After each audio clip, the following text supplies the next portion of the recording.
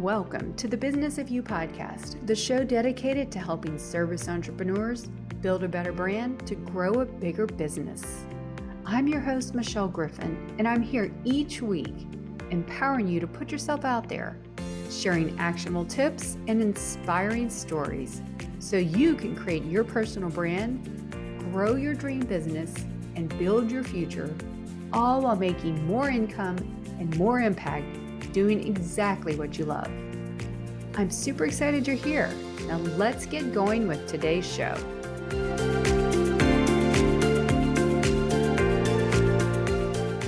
Welcome, everybody. I'm your host, Michelle Griffin. Today, I'm so excited to invite my friend all the way from Sydney, Australia, Michelle Raymond. Michelle, welcome to the show. Hello, it's the power of the Michelles. I'm so excited to be here. Thank you. Yeah, Michelle squared. So yeah, Michelle with double L's, always even more powerful. Well, today I want to give us a shout out. We're going to have you introduced in the show notes, but just in a nutshell, for those who aren't familiar with you yet, tell us a little bit about who you are and what you do. Well, for those of you who haven't come across me yet, I'm most likely known for the fact that I love company pages. LinkedIn company pages are my specialty. It's something that I have been working on over the last 12 months, and I really think they're an amazing tool for businesses to grow their reputations and their revenue. I want people to make money, right? So I come from a sales background. LinkedIn really is a playground for me, and company pages is, one of my favorites. If someone has like a personal brand, because that's our audience here, if they have a personal brand and they have a profile page, which I'm sure they're doing all the content, why should a personal brand business also have a company page? How does that make sense? Look, the funny thing is, everyone thinks, it makes the assumption that because I love company pages, I'm not into personal branding. And it just couldn't be more from, further from the facts. And the reason is, if you do an amazing amount of work on your personal brand, which I'm a huge advocate for, then someone goes to go, I want to make a purchase from the company you work for, and they go looking and the company brand isn't as strong or aligned with your personal brand, I think it's an obstacle for when they want to actually make the purchase. And so I think you should actually have both. Have your cake and eat it too. It's not a one or the other scenario. So pages for me, just as important to build your brand as what your personal brand is. Otherwise there's a disconnect, right? Yeah, no, that makes total sense. I think I've heard you in other podcasts say you get double your opportunity with a personal brand and a company brand page on LinkedIn, right? So why not? Okay, but the problem is you're doing all this content, you're trying to post daily or very frequently on LinkedIn. What are your recommendations to start that company page, right? Where do we get started? They want you to do posts and all the good stuff. What should someone like a personal brand business do and put on their company page? Look, the first thing that I would say is actually just get one. Create it for your personal brand, because it will actually show up on your industry experience on your personal profile. Instead of having a random logo, you can actually have your company and tie it. So it does actually help build your personal brand by having a company page, which is, often overlooked. So the second thing that I would say to people is, let's set some real expectations. The chances are, depending on the size of your business, you don't have the luxury of having a marketing team, or you wear 50 different hats. You're the accountant, you're the production manager, you're the warehouse overseer, you have to do admin, accounting, and then there's this LinkedIn. And so by setting some realistic targets for the content that you're creating, I say dial it back to one or two times a week just to begin with, and the consistency will pay off far more than trying to do 5 this week, 0 next week, maybe 1 the week after, and it's just all over the place. So consistency, just like with personal branding, is the answer on company pages. So don't try and make it a whole other job in itself, because then it'll fall over, and that's the last thing that we want. No, I agree. That's easy. That's doable. I'm all about starting. So consistency is going to be a lot more manageable with one post a week. Now, the thing about it is, so should someone just take stuff from their profile page and put it on their company page? How should the content be different? Look, the fact is, you as a person versus you as your company are different. And this applies even if you're a solopreneur. If I look at my own company, Good Trading has a different personality, values, and set of actions that it takes that are different to my personal brand. And of course, there's a huge crossover. It's not completely in conflict with each other. But at the end of the day, I'm different to my company. And so it's really important for people. What I would say is when you're setting up your company page, making sure that you have some of the keywords around your industry in the about section is probably one of the things you should spend some time and really make sure that you get those right. So using a keyword research tool, just so that it's easier for people to find you, is something that I would definitely encourage people to put some effort into. Yeah, I see a lot of company pages where they have so much opportunity to fill out that about section. It's like several thousand characters, right? So when in luck, or when you really don't have time, you could just take your about page section from your website maybe and put it there. But would you suggest you highlight some of your services and offerings there? What are some strategies for that larger about section? Yeah, absolutely. I'm a huge fan, especially with company pages, to repurpose as much as what you can from your website. But often I find that websites are set and forget. Someone got a website about 5 to 10 years ago, done, never to be seen again. They did a few blog articles and left it alone. So I often find a company page becomes a mini company website because it's always updated regularly with what's going on in your business. So yeah, definitely pull across what you can, make it simple on yourself. I'm all about just trying to keep life simple for business owners. There's no point in making this hard and cumbersome. So make it clear who you help, how you do it, and how they can reach you. Often on the company page, it's a limitation of LinkedIn. They don't make it easy for people to find you. So make it clear and concise, whether it's in your banner, the about section, or both. Make sure that your contact details are updated in there so that people can find you, because there's nothing worse. It's like the empty shopping cart at the end of, e-commerce purchase. It's the equivalent. So we want to buy, we got that close, and then we couldn't work out how to contact anyone, so we abandoned the cart. So just make it easy for people. No, I agree. You're right. You could put all your services or great keywords. Now, for me, my personal brand company page is the same, very much similar to the same banner as mine. And maybe I'm doing this wrong. You can be honest. So here's the thing. I love to make everyone else visible and put everyone else in the spotlight, but I'm more of a private person. And now I'm working on it better. But like, I don't like to promote my podcast episodes as much on my profile page. So I'll put them on my company page and have a teaching lesson around it. I do that just to keep myself visible, because our audience here, we're all, trying to get more visible and credible. So is that a good philosophy? Is that a good strategy that I'm doing, or am I doing it wrong? Look, there's so much talk on LinkedIn around employee advocacy. Get your employees to share your content on your company page. They're more likely to do it. There's stats flying around all over the place. Now, what you've highlighted is something that I actually go the reverse. It's the job of the company page to build up the employee's brand just as much, if not more, as the other way around. There's this unwritten expectation that it's always the employees that need to build the company. And I'm shouting out there, especially to CEOs, because it starts at the top and works its way down. Use your company page to build up the personal brand of your employees. Because again, one reflects on the other. If you put all your time into a company page and you build that up so it's amazing, you create amazing content, and then all of your employees are hard to find, half-written profiles, never release content, never acknowledge, it doesn't work that way as well. So this is where I always come up, it's the dual strategy so that you can have the best of both worlds. No, I like that. Okay. Well, that's great. So you've told us some really interesting things about company pages. Before I get into the common mistakes you see people making, because I know you help a lot of different businesses, and our audience and listeners here are mostly personal brands. When a company reaches out to you, or say you have your company page and someone comes to you on that page, what's the next step that you think they should take? What did you suggest? Something like, book a call if you're consultant more, or get on the email? What are some of the strategies to get off platform from the company page? Look, the strategies are very similar to what you do on your personal profile. So the same rules apply. So one of the things that I want to highlight to people is when you start treating a company page different to the rules of an etiquette of what you would use on your personal page, it falls over. It's not there as your free advertising so you can get out to get someone. I'm going to get new clients. It's not a hunting and gathering space. It's where you're adding value. It's where you're being human, the same as on your personal brand. It's important to make sure that you've got your sales team, or whoever's in charge of the business development in your company. It could be you as the CEO or founder, that's fine as well. But it's important to always, just the same on your personal page, include the comments. Really build a community or a tribe, or any of those other cool words that you hear around the place. Really just make sure that you reach out and comment quickly and drive those conversations. With a company page, you're looking at a typical 500 followers is a pretty good number to have.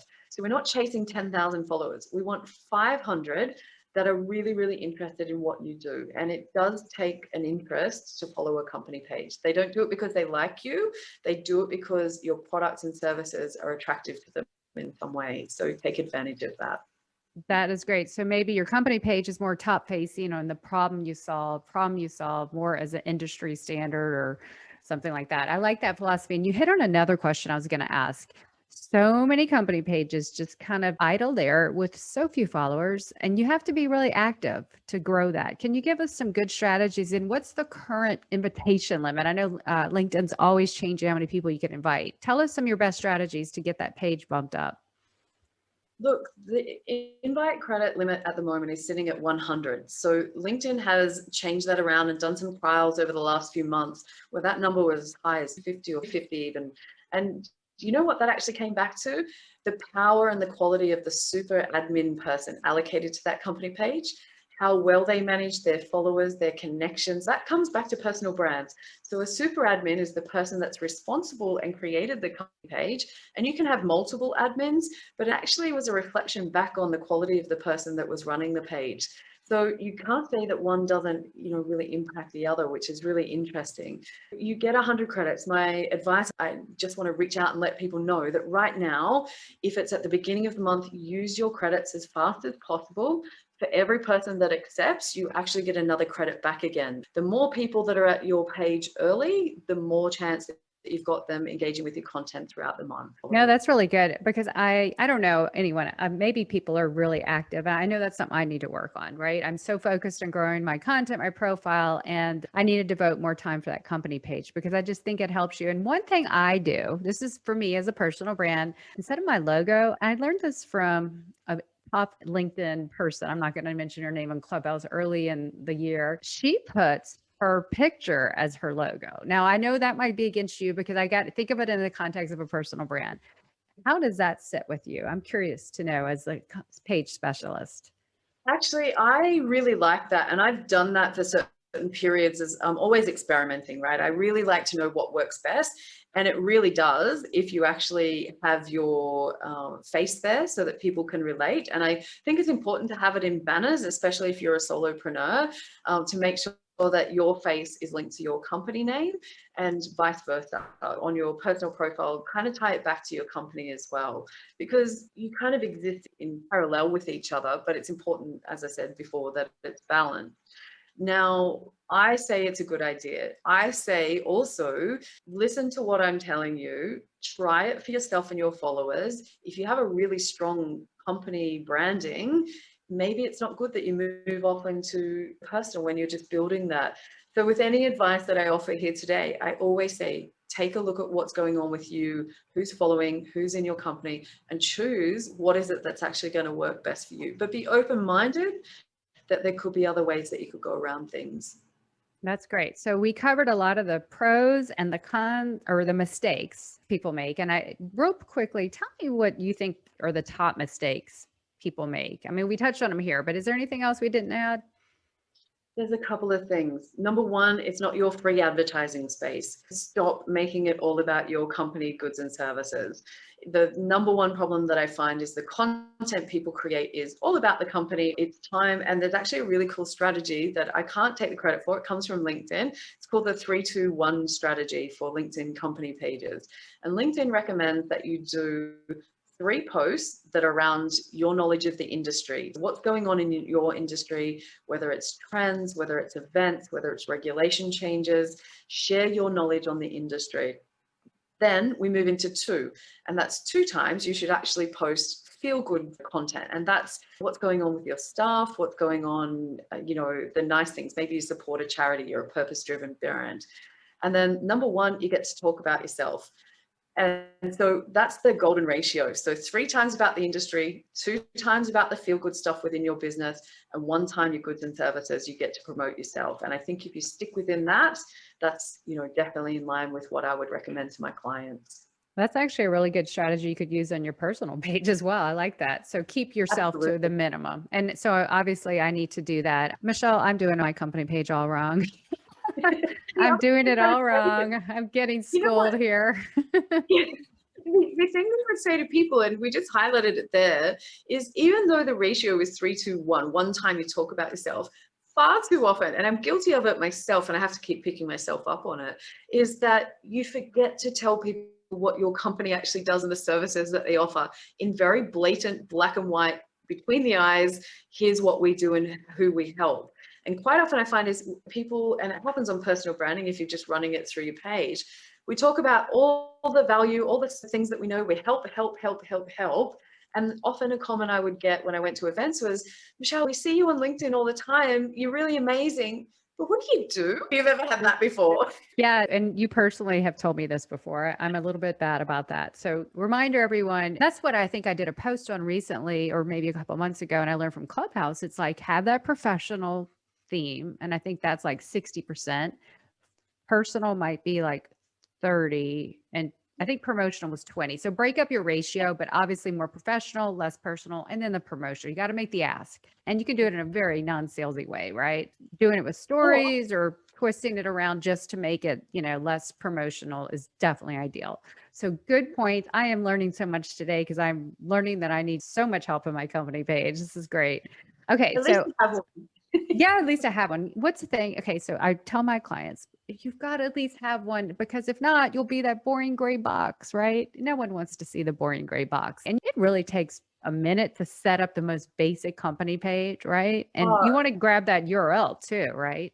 you are literally talking, you from start to finish to set up a company page, maximum 15 minutes. If you grab your about section off your website and put it on there, or even if you just do something quickly, the whole process is 15 minutes. There really isn't an excuse. This isn't a big job. This is something you can do by yourself. And it's just selecting from drop down boxes, basically. So yeah, no real excuse to be having the boring gray box. Yeah, and LinkedIn, you can have more than one company page and be careful if you delete one because you can't get it back. You have to go straight to LinkedIn. I've done that before too. So, little tips of the trade and make sure you're in the right industry, right? Because you could easily be in the wrong industry. Sometimes there's overlap between others. So, are there any behind the scenes you would suggest on the setup phase? Any other tips? No, I think the banner is really important. As I said, make it bright, make it stand out, make it obvious what you do and the ideal client that you're looking for in some way, and Mhm. obviously how they can contact you. So including, website or an email address. Again, we just want to make it simple for people to do their research because, when was the last time that you went on a holiday without jumping onto like TripAdvisor or some other hotel? We don't make purchases without finding social, and that social proof is not just on people that I like and that I've built that relationship with. It's the companies we're going to purchase for. So if you don't think that everybody's stalking your company as much as they're stalking you, we know that they're doing 70% of the buying research before they even reach out. So make sure that your company page is up to scratch and a really good reflection of who you are and what you're up to in the world. That's perfect. It's almost like saying in today's age, if you don't have a LinkedIn company page to go with your profile, it's like not having a website on the internet. It's almost like you don't exist. And shockingly, there are people who don't have company pages. So if today's one thing we learned, if you do not have a company page, go set one up 50 minutes or less. You can go to canva.com, get that LinkedIn graphic and just put something up and be official. So those are wonderful tidbits. And I know I'm going to go work on my content. I think I've got my other stuff, but we all need help with content. But the 3-2-1 was wonderful tips. Do you have any more 3 top tips that you want to leave with us? As you know, all about the Business of You podcast is 3 actionable, achievable things that we can take away from your subject matter expertise on LinkedIn company pages? Well, the number one thing would be what kind of content works best. So if you've got limited time and you want to know what works best, it's behind the scenes photos. So show your employees, it could be the birthday cake in the kitchen, it could be someone out in the warehouse on their forklift, it could be you're out at events, somewhere like that. People respond really well when they can see, oh, is that the person who I always get an email from in accounts? Oh, is that what they look like? Let people in behind the scenes. Number one tip, performs the best out of everything.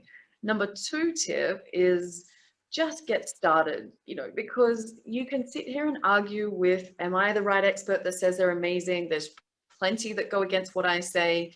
But if I'm right, and these are the way of the future, which the business to business marketplace that LinkedIn's working on, that's a whole other topic that we'll save for another day, but you will need a company page to do that. So, start building now for what is going to evolve on LinkedIn for the next 2 years.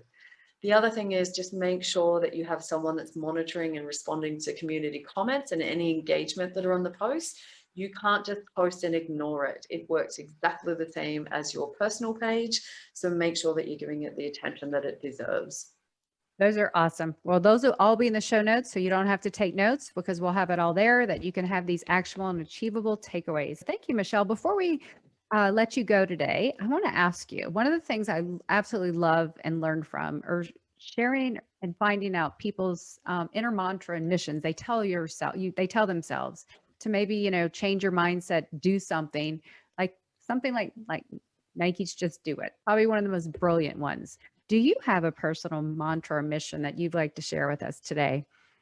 Look, my personal one actually comes from my mom, and it's a piece of advice she gave me, which I wish I listened to when I was a teenager, but I think it applies brilliantly to LinkedIn. And that is, Michelle, if you hang out with garbage, you'll smell like it. So choose your networks and your relationships on LinkedIn wisely.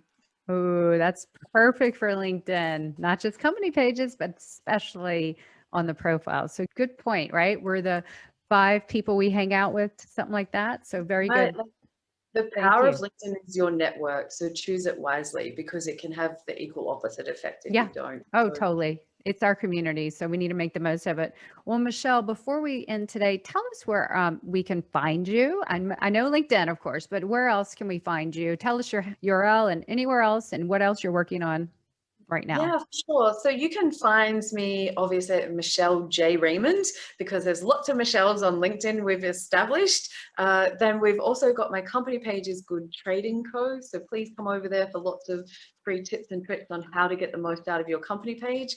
Also, Good Trading Co's on YouTube, and you can catch me doing a live event every Friday at 1 o'clock Australian Eastern Standard Time. And if you missed that on LinkedIn, you can catch up on the recording later. So thank you for the opportunity to have a chat with you today about how I believe company pages and personal branding really work well together. Michelle, thank you so much. All your expertise. I learned something every time I talk to you. So if you haven't got a chance to check Michelle out LinkedIn Live with our mutual friend, you have got to, because I do believe you do put it on your YouTube channel as well, because I know sometimes getting LinkedIn Lives to find later on can be a challenge. Look for them. They're always dueling. They're always a fun team. Michelle, it's been a pleasure. Thank you so much, and we'll catch you next time. Thank you.